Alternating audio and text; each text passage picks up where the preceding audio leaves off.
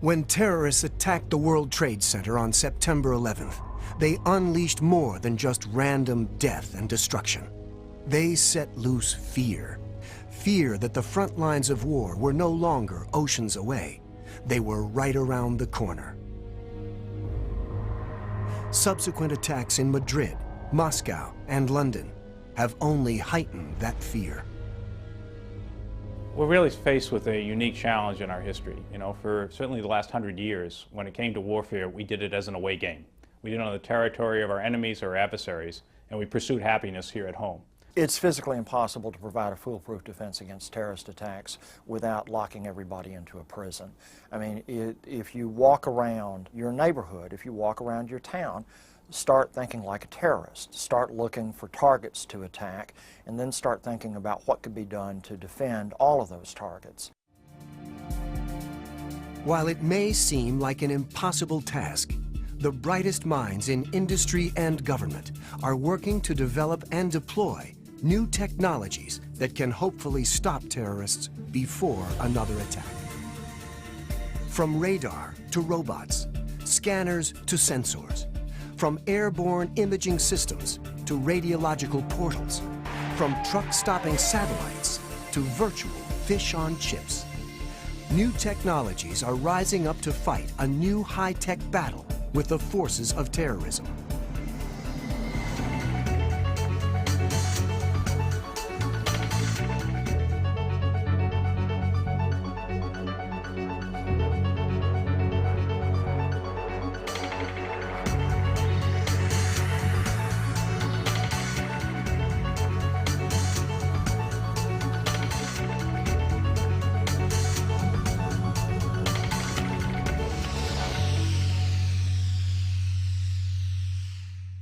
Wherever you turn, the threat of attack looms. Conventional explosives, chemical and biological weapons, dirty bombs, even nuclear weapons. But are we prepared for the worst? Are we prepared to prevent it? We're really acting like the world hasn't changed that much, that we can fight this battle in traditional terms, like we did in the 20th century, where we use our conventional military assets directed at states or non-state players who pose a threat to us. We do it over there, we hear the refrain, so we don't have to fight them here. What can we do? How can we counter the hostage takers and suicide bombers? How can we see the unseeable and detect the undetectable? The answer may lie with a range of ultra-high-tech safeguards and countermeasures, now in place or in development, that are designed to do battle with nearly any kind of threat.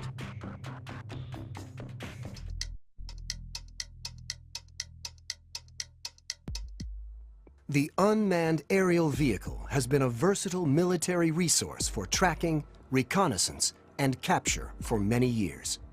UAVs were used in Vietnam and the Balkans, and they have played an important role in Bosnia, Kosovo, Afghanistan, Pakistan, and in both Gulf Wars. Now, UAVs will be working to keep terrorists and others from entering our borders. In June of 2004, the Department of Homeland Security announced that UAVs would be used to support the Arizona Border Control Initiative. The mission: to curb smuggling of human cargo across the most problematic stretch of the U.S. border with Mexico. Within 1 month, over 40 apprehensions had been directly attributable to UAV surveillance. Border Patrol officers are using this high-tech aircraft to get a real-time, bird's eye of illegal or suspicious activity down below. It's all to help stop smugglers, illegal aliens, and even potential terrorists. UAVs also offer communication links for coordinating multiple units on the ground, which is especially useful in remote border operating areas. But using UAVs to protect borders has not been without problems. A Predator B drone was destroyed in a crash in Arizona, and another unspecified mishap involving a UAV for the Coast Guard is under investigation. Beyond ensuring that they're safe to operate, the Federal Aviation Administration must find room in civilian airspace for UAVs. Private pilots, for the most part, view UAVs as imposing on their travel routes. But for the moment, private pilots don't have to worry.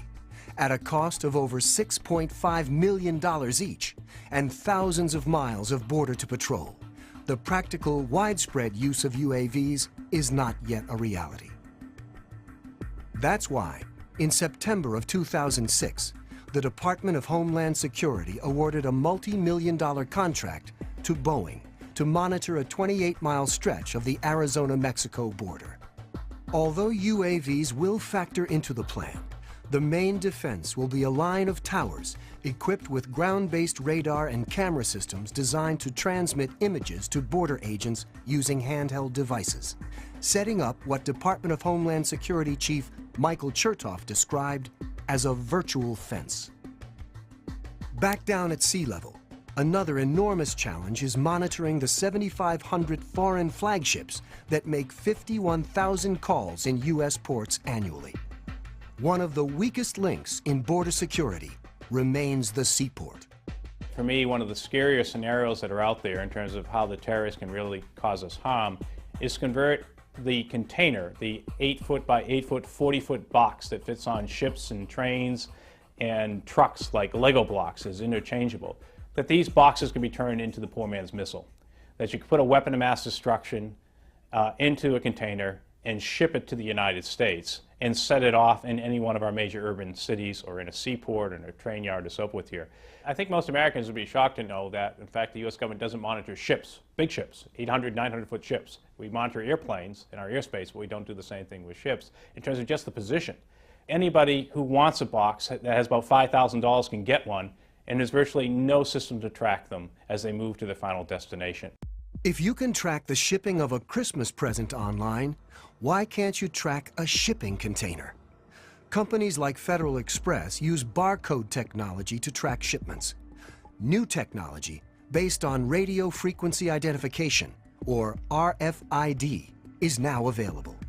Whenever it passes a key point, when it's being loaded from a truck to an airplane, or is in a distribution center, somebody runs it by a scanner or runs it by a radio frequency identification technology that says, here I am, and that goes into a database. The notion is we should be able to adopt this for bigger things like 40-foot containers and also for big things like ships. But we haven't done that yet. RFID tags transmit a signal with a unique identification code, which allows products to be tracked as they move from location to location. Using RFID technology, shippers can gain real-time information about the location of their shipment and receive alerts if the shipment has been misdirected or tampered with.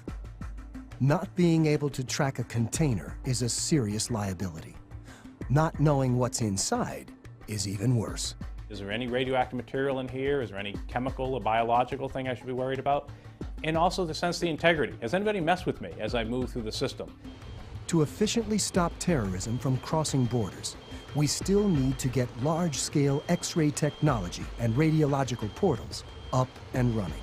Some of this technology is online today, with more coming soon. This is basically like a toll gate. You drive through, you get a radiological signature of what's inside, and you also get a picture of what's inside. And then ideally use something called optical character recognition to take a picture of the container number itself, and you put it into a database. X-ray, toll gate, and sniffer technologies now in development will offer valuable and actionable intelligence. This would then give us a lot more detail about what's moving to the system. It would give us a chance to alert if somebody put something in that we should be worried about, so we wouldn't let it get loaded on the ship in the first place. And it would clearly provide us the means, if we fail to catch it, to be able to figure out where the problem came from, so we can isolate our response. While the tracking and inspection of shipping containers is acknowledged as a serious threat, only 3% of containers entering the U.S. are actually examined. With over 18 million containers offloaded in U.S. ports annually, the task is daunting. Outfitting all containers with tracking devices is currently viewed as unlikely. Why? Simple economics. Manufacturers and shipping companies would most likely be asked to cover the cost of installing them. In addition, The radio frequency signals from the containers sometimes interfere with other shipping communications, and not all systems are compatible with equipment standards and regulations of U.S. trading partners. One possible solution: a layered defense involving standard manifest documentation and seals on containers. But it's clear, when it comes to advanced counter-terror measures, further development of tracking and scanning technologies is urgently needed. While shipping containers may not have distinguishing features that make them easy to track, people do. One of the latest border security technologies to emerge is biometrics. This takes advantage of markers we're all born with: our faces, fingers, and eyes. Scanned into computer databases, unique identifiers like fingerprints, irises, and faces can enable sophisticated identity matching right at the border or at an airport before it's too late. Checked against data on microchips embedded into high-tech passports or multi-purpose ID cards, the fingers, eyes, and faces of known and suspected terrorists can be dead giveaways to agents guarding our borders. With biometrics, security isn't just at the tip of our fingers, it is the tips of our fingers. But if the worst happens, and terrorists do breach our borders, are we helpless?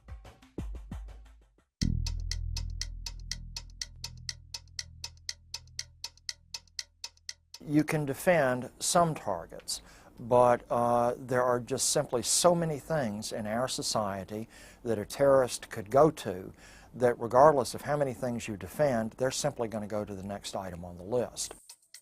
Building a fortress isn't exactly futile, but it's probably the wrong way to go about it. While it's something that we have to do in some respects, that in and of itself is not going to render us secure against terrorism. That's one of the reasons that we have to go to the source. That's one of the reasons that we have to proactively attempt to disassemble terrorist networks. That's one of the reasons that we have to proactively reduce incentives for people to join terrorist organizations. I would maintain that what we saw in 9/11, quite simply, is how warfare will be conducted against the United States in the 21st century. That is the use of catastrophic terrorism directed at the non-military elements of our power, the critical infrastructures that underpin our way of life. This is the energy sector, the information sector, the finance, transportation. These networks are the basis of our power. They will be what will be exploited and will be targeted by our adversaries. So beginning to think about how we protect those is central, to, seems to me, to adapting to this new warfare.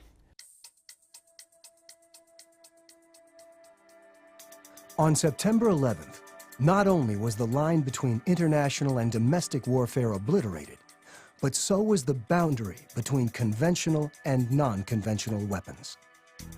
They didn't import a weapon of mass destruction. They converted something we depended upon, airplanes, into one. Protecting the systems we depend upon to learn, work, and thrive is a major goal of today's counter-terror technologies and strategies. In 1995, the Tokyo subway system was the target of a deadly sarin attack by terrorists. Nearly 6,000 people were exposed to nerve gas. 3,200 were hospitalized, a dozen killed. To help catch a terrorist in underground rail systems, GE and Cubic have come up with a cutting-edge, integrated explosives detection system that is now being tested in Baltimore's metro system. It's so sensitive, it can stop a disaster before it gets through the turnstile. To detect explosives, this system integrates advanced trace technology into the Metro card vending machines, along with advanced digital imaging, data fusion, and communications technology.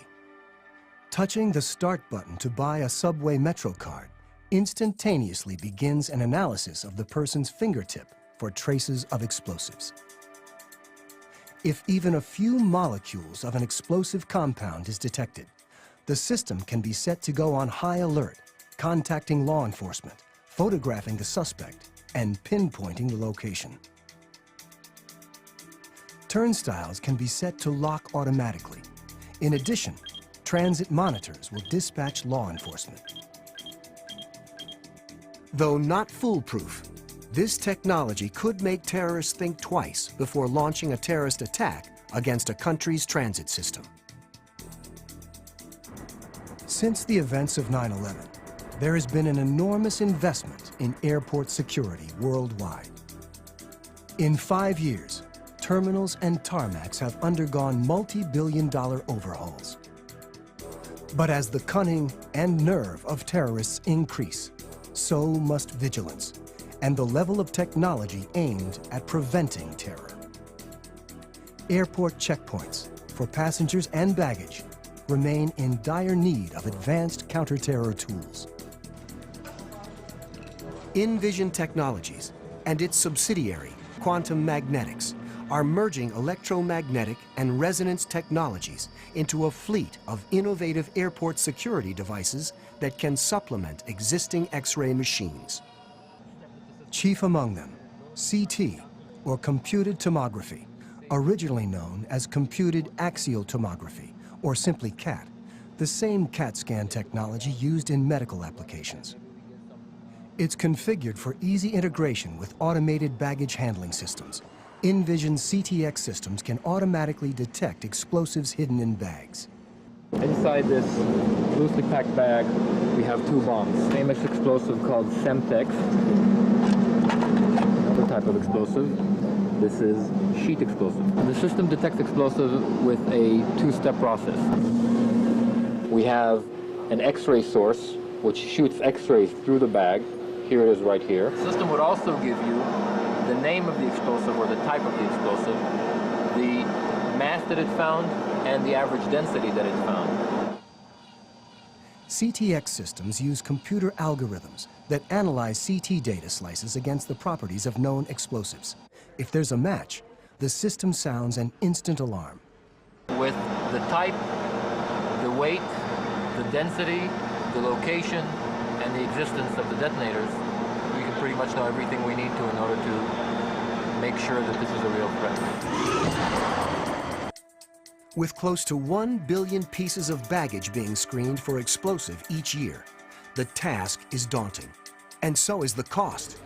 On average, about 120 to 160 bags are able to be checked per hour by each machine. That means it will take hundreds of machines at each airport at a cost of billions of dollars to screen all luggage without having the system come to a screeching halt. But most agree the need outweighs the obstacles, and so the continued development of technology will help us take small steps toward being safer. Screening of baggage is important, but what a passenger carries onto a plane may also present a serious danger. How can we stop terrorists from getting liquid explosives disguised as everyday sports drinks onto airplanes? One way is to ban all liquids carried by passengers, which was done on a temporary basis. Another way is through technology. Using advanced magnetic resonance, a device called the LiquiScan 100 explosives detector is set to sniff out liquid explosives and biochem agents, even in sealed bottles. What I'm going to do is scan the barcode on this bottle. The LiquiScan bombards the object with energy and measures the reaction. Software in the machine is programmed to alert screeners if it detects the chemical signatures known to match those of dangerous materials. I'm going to just demonstrate hazardous liquid. Of course, this is in its original chemical bottle, and that will start a scan. And once it does the measurement, which is going to start doing it right now, it'll classify it as a hazard. Although the technology is promising and much needed, to date, not a single liquid explosive system is ready for airport checkpoints in the United States. Why? Cost is one thing. Up to $250,000 for each machine. And because each briefcase, purse, or other carry-on bag has to be put in a special drawer for analysis, such relatively slow detectors could significantly bog down passenger screening. Also, the technology still produces a relatively high number of false alarms. Another promising technology, quadrupole resonance, or QR technology, can detect other concealed hazards, such as contraband, weapons, or lethal substances in small parcels, bags, and mail. Okay, so we're going to take one of these bags, which is just a collection of lost luggage that we've got here. And this is just full of normal clothing items. So take the bag and put it in the machine. The machine emits pulses of low-intensity radio waves. The material being analyzed responds to these pulses by emitting its own signal, which is picked up and sent to a computer for rapid analysis.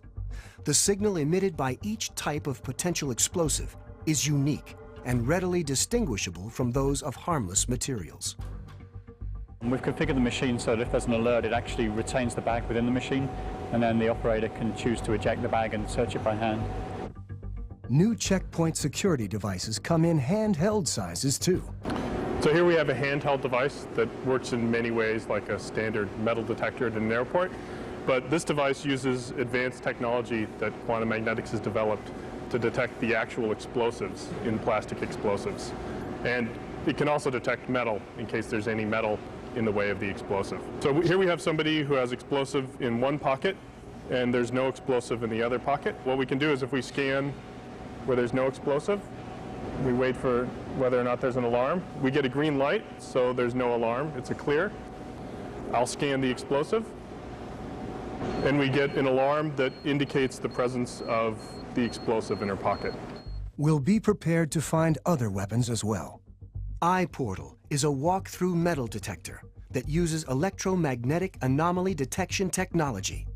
It creates an electromagnetic field, detects minute variations in that field, and displays it on a screen in the form of yellow dots. This system uses an array of sensors that has better discrimination for specific materials, those types of materials that are used in guns and knives and other kind of threat objects. Even objects like this plastic handled knife will still show up. Hide this in my sock, even this BB gun will show up very well too. So I have the gun concealed in the jacket and the knife in my sock. Now I'm going to walk through the portal as a regular passenger. The information on the monitor is going to show exactly where I concealed the knife and the gun. To know exactly what and where the threatening object is could make the screening process more efficient and may help to save lives. Terror threats may be found nearly anywhere, anytime. That's why the United States and its allies are combining new counterterrorism technologies with tremendous human resources around the globe to fight these threats. In 2003, ICE, the Immigration and Customs Enforcement, was forged from the former Immigration and Naturalization Service and U.S. Customs Service.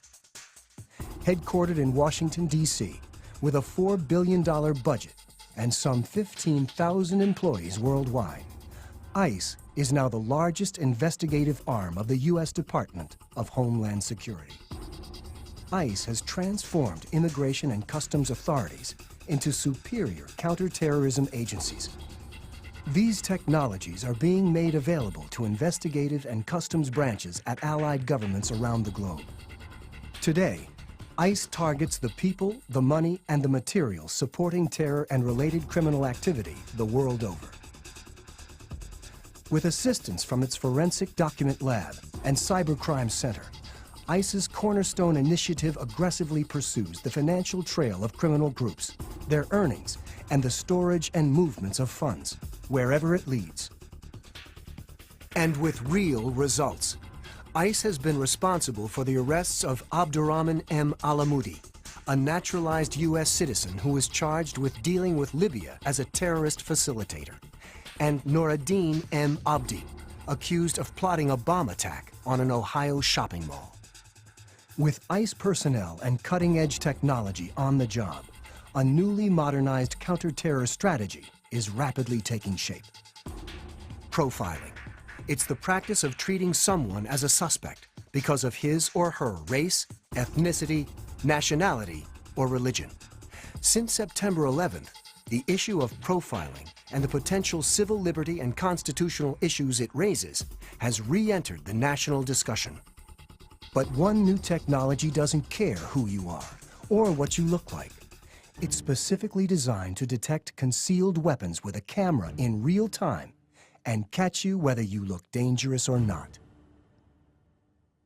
Using passive millimeter wave technology developed by Lockheed Martin, this new camera system by Brigeau Imaging Systems detects guns, knives, bombs, metal, plastic, or composite with ranges of up to 10 feet. And it's always on, monitoring everyone in viewing range and eliminating any need or chance of profiling. Where X-rays pass through objects, this millimeter wave technology passively detects the distinctive energy signatures of individual objects. Computer algorithms then determine the atomic structure of the scanned material and identify the object. Without tipping off suspects, they can identify threats even before they enter a passenger terminal or other sensitive location. How fast does it work? 0.3 of a second. In an instant, a suspect can be apprehended or an area put in lockdown. But sometime, somewhere, detection will fail. Thanks to a truly futuristic technology, today law enforcement has virtual X-ray vision to see right through any kind of barrier wall, whether reinforced concrete or simple bathroom tile. The technology is called ultra-wide-band radar, and it's small enough to carry on your forearm. Dubbed Radar Vision, the device provides information that can maximize the effectiveness and safety of a tactical entry or extraction. High-resolution, ultra-wideband radar imaging systems deliver critical real-time images essential to search and rescue or hostage rescue teams.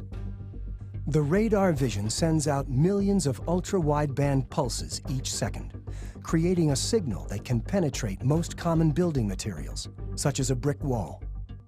The result? Knowing who's in a room beforehand, making the good guys smarter and safer. Radar vision was implemented in Iraq to help troops deal with the difficult job of urban warfare. Now, soldiers can see if someone is inside a room before entering. In the future, radar vision may be outfitted on robots to help soldiers see through walls as it travels down a hallway. Danger rolling down a highway is another serious terrorism concern. A hijacked big rig loaded with combustible or hazardous material speeds toward its target, a critical facility. A collision course is near certain, and so are massive casualties. But not necessarily so, thanks to Lawrence Livermore National Laboratory and its truck-stopping remote control devices. The state of California established a task force to come up with ways to counter the potential threat of a terrorist stealing or hijacking a tractor-trailer, especially fuel trucks. A fuel truck could be used for a terrorist bombing, since it contains an explosive potential roughly equivalent to that of a commercial jetliner, similar to the destructive powers of the jets that crashed into the World Trade Center. Tamper-resistant devices have been developed that can be placed onto trucks carrying potentially dangerous cargo, and if needed, allow law enforcement officers to halt mammoth tankers in their tracks before it's too late.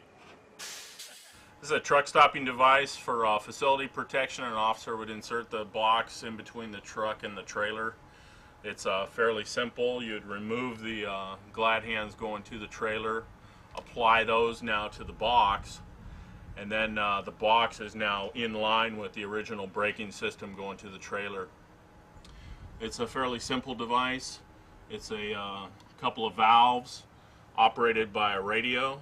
I have a similar radio in my truck that I just push a button on and it sends a signal to this radio, to some electronics, which applies full service braking power to the trailer. And a second unit can be activated via pager or even the internet. Though it may not be practical to outfit every truck on the road, trucks carrying potentially threatening loads like fuel and chemicals may be the best option for this technology.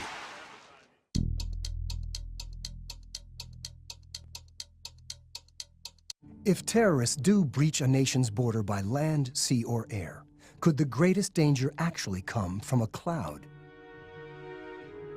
Today, the so-called dirty bomb, explosives mixed with radioactive material, poses one of the greatest perils. You can do a severe amount of economic damage if it's set off in a subway or in a shopping mall or something like that. The cost of decontaminating homes, office buildings, parks, and the rest would be so extraordinary, these bombs have earned a new designation. Oftentimes, dirty bombs are referred to as weapons of mass disruption rather than mass destruction. Dirty bombs are not something that where you expect them to kill people, because the radiation levels are low enough that if you know that this attack has taken place, you can leave the area, and the total amount of radiation is just the intensity of the radiation times the length of time that you spend exposed to it. If you can get away in some reasonable length of time, you're not going to have a large total exposure. Still, it might be that you can get away and you'll be perfectly safe, but it's not safe to come back and live and work in this area for year after year after year. To counter dirty bombs, Ulrich believes we need to, in effect, forget about the bomb and focus on the dirty. One of the advantages of dealing with radioactive sources is the very nature of the threat is that it's highly radioactive. So it's the very nature of the threat gives you some way of detecting the threat, because it's emitting gamma rays typically for the most dangerous ones. And these can be shielded. You put them inside of a big lead case and that will absorb most of the gamma rays. But that's difficult and it's not ever 100% effective. And so you do have some hope of detecting the radiation from a radiation device. Whereas, say, in contrast to, say, a biological weapon where, you know, if you have a smallpox virus that's sealed up inside of a glass tube, if you're an inch away from that, it isn't giving off smallpox rays or anything, right? There's no way you can detect that outside the tube. Radiation weapons are different in that regard, in that they do give off this signal so that you have some hope of detecting them when they move around. To detect, identify, and prevent potential threats, Sandia National Labs has an array of products and systems in the field or in development. A compact handheld detection system called Microchem Lab includes both a liquid prototype and one that takes measurement in the gas phase. Complete with electronics and sample collector, each portable device weighs about 25 pounds and fits into a small suitcase-sized box. Using an array of acoustic wave sensors, it can analyze a liquid or gas based upon its known properties and accurately determine if it's toxic. The liquid phase system discriminates proteins to detect and identify biotoxins, viruses, and bacterial agents. In tests, this biodetection unit successfully detected 7 different forms of ricin. The gas phase system, both handheld and autonomous units, can detect chemical warfare agents, toxic industrial chemicals, explosives, and organic solvents. Man's best friend, but also foes to many criminals and terrorists. Dogs have long been expert sniffers of contraband and explosives. Inspired by real-life canines, a team at Sandia has developed a handheld system for detection of explosives, dubbed Microhound. It's the first hand-carried sniffer that integrates Sandia technologies for the pre-concentration, sampling, and detection of explosives. The size of a small toolbox, it draws in air with each breath, collecting an explosive's vapors and particles on a metal filter. That air is then sampled using an onboard sensor, which can detect and identify specific explosives. Some hope the Microhound concept is just the beginning of a single integrated portable platform that can detect a variety of contraband, including radiation sources, narcotics, hazardous chemicals, and more, letting real dogs take the day off. Downtown in a major metropolitan area, people begin dropping in their tracks. Cars pile into each other. A CBR, or chemical, biological, and radiological sensor trips. An attack is underway, but only fragments of intelligence are available. Enter the U.S. Naval Research Laboratory and its cutting-edge, urban-oriented dispersion prediction technology, dubbed CT Analyst for Contaminant Transport Analyst.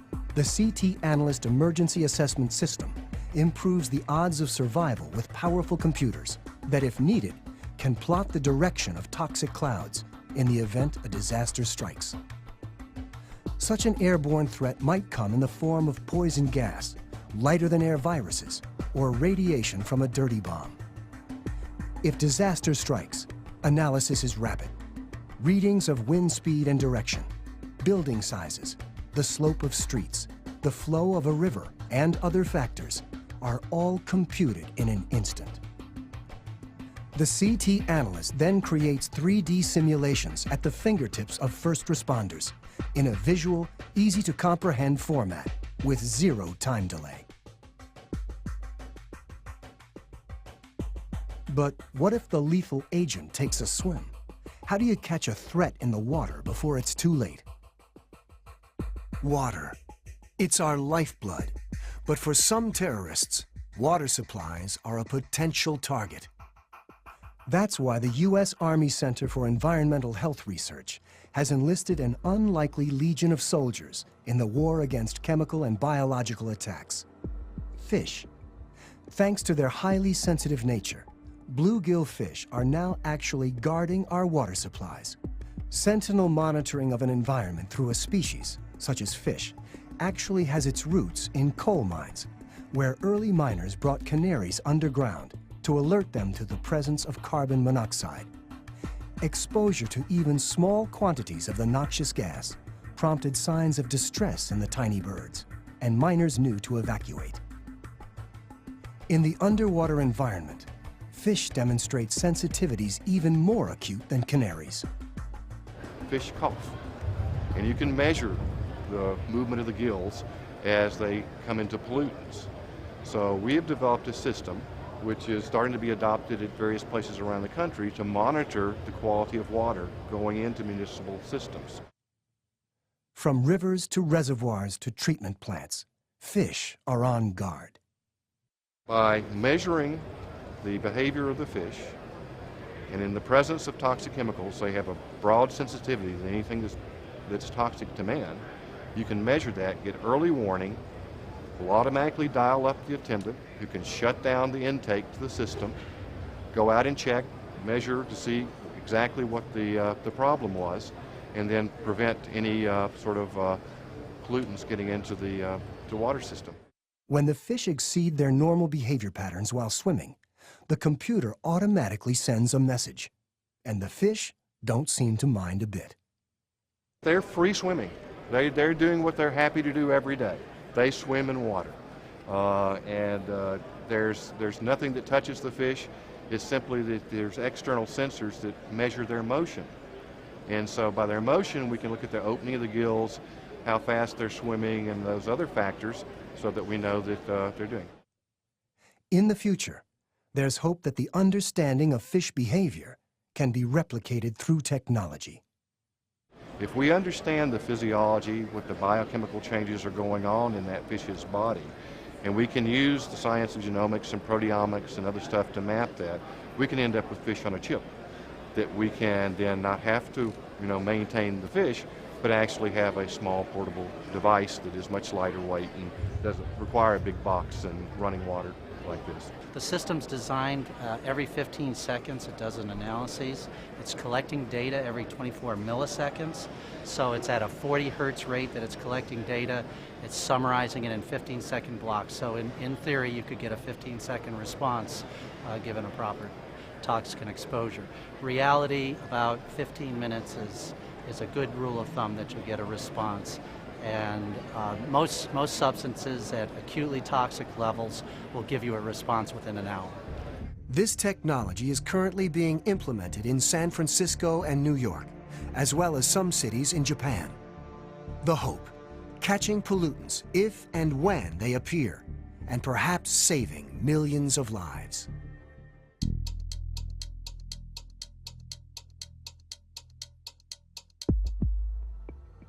By now, we've all heard the term chatter, referring to talk among terrorists. But what exactly is chatter? When people in the intelligence community are talking about chatter, they're talking about the patterns of communication in the outermost rings of terrorist networks.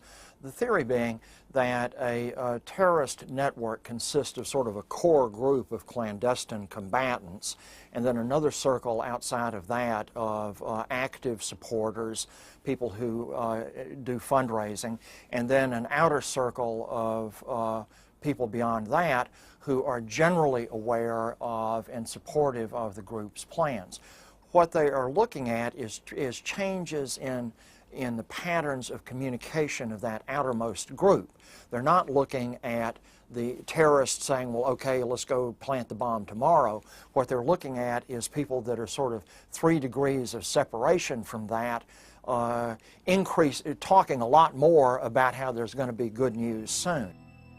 Even if you don't know what they're talking about, even if they are not sure what they're talking about, that simple fluctuations in traffic can help you anticipate events. What they do is go back and look at those patterns of traffic in advance of previous attacks, try to do pattern recognition, try to see what changes there were in that traffic, and when they see changes like that again, hopefully that's going to help them anticipate an upcoming attack.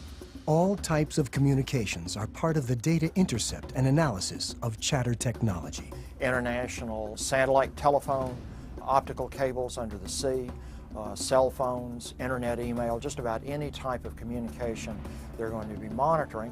They're going to be doing traffic analysis on it. They're going to be looking at the volume of email messages going between American cities and Pakistan, or the volume of telephone calls that are going from Pakistan to Saudi Arabia. Analyzing data to look for signals, to look for patterns, using very powerful computers, very sophisticated pattern recognition algorithms to try to extract signal from a lot of noise.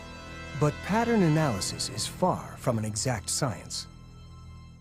It's sort of like earthquake prediction, that you can see a lot of patterns in advance of a big earthquake, but since they're intrinsically rare events, earthquakes and terrorist attacks, even looking at all of those things in advance, it can be very difficult to predict them. But is being monitored all the time making us safer, or just more paranoid? And is it constitutional? Privacy may become a casualty of terrorism. And technology may inadvertently speed up the process of pervasive surveillance. With the advent of cheap digital cameras and the advent of automated facial recognition software, now it does become possible to contemplate watching everybody all the time, at least when they're in public, or at least when they're in densely populated urban areas. While it may not mean a camera in every cornfield, by the end of the decade, it may be possible that all subway and commuter trains may be monitored by cameras in order to deter terrorists from attacking our rail systems. They will be looking for people who have not caught that subway train before, and have the subway guard go over to the stranger and say hello to them, and possibly have some chemical sniffing gadgets strapped to the subway guard to see whether that person is carrying explosives. And so it would become enormously difficult to attack subway trains because your pervasive surveillance would be able to detect people who didn't belong there. At the community level, this capability gives Neighborhood Watch a whole new meaning. We can start to put these cheap digital cameras all through neighborhoods, and so anybody who is walking down the street is going to be continuously monitored, and people who don't belong, people who are new to the neighborhood, people whose faces are not on record are going to be very detectable. And we have this pervasive surveillance capability that is seeking to identify everyone who's on the street. Somebody who does not have a face on record with the Central Record Service is very quickly going to be pulled aside. Pervasive surveillance might yield intelligence, but at what cost? While this might make catching potential terrorists easier, Keeping a database of people's images may be in violation of both the Fourth Amendment of the Constitution, which guards against unlawful search and seizure, and the 14th Amendment, which safeguards due process. The balancing act between technology and privacy will need to be monitored as the U.S. develops its anti-terror strategies. In the last few years, acts of terror have unleashed a wave of fear around the world. But new and sophisticated counterterrorism technologies are raising defenses in free nations as never before to protect borders, cities, airports, resources, and people, raising confidence to live, work, and thrive, to feel safe once again, as new technologies in the war on terror begin to stand guard.